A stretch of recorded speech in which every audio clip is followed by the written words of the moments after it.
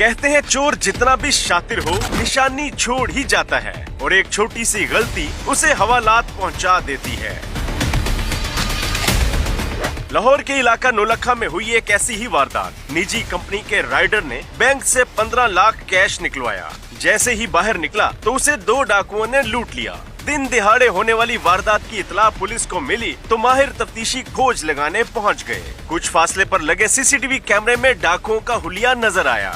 जब थाने पहुंचे तो पुलिस की हाजिर दिमागी काम कर गई। वो तमाम तर हुलिया जो हमें सीसीटीवी फुटेजेस में नजर आया और वो शूज स्पेसिफिकली वो शूज और जो कॉलर का भतीजा है वो उसके शूज आपस में मैच कर रहे थे, जिसकी वजह से हमारा जो मुद्दई था वो हमारा मुल्जिम निकला।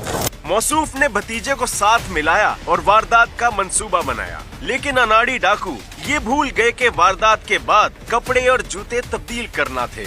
बरातन रोड के पैपों का काम करता था, उनका चेक था 15 लाख का। घर में मसला चल रहा था तो इसकी वजह से मैंने ये प्लान बना के कैश मैंने इन्हें दिया। चाचू ने प्लान बनाया था कि ऐसे मैं बैंक से पैसे लेके आऊँगा तो फिर आगे तुमने मेरे ऑफिस के पास मेरे से पैसे खींचने हैं और चले जाना, लेकिन मुझे नहीं पता था कि आगे कैमरा लगा हुआ तो मेरे शूज़ की वजह से मैं पकड़ा गया। पुलिस ने मुल्जिमों के कब्जे से 15 लाख रुपए नकदी, असले और डकैती की जाली वारदात का भांडा फोड़ने वाले शूज बरामद कर लिए हैं।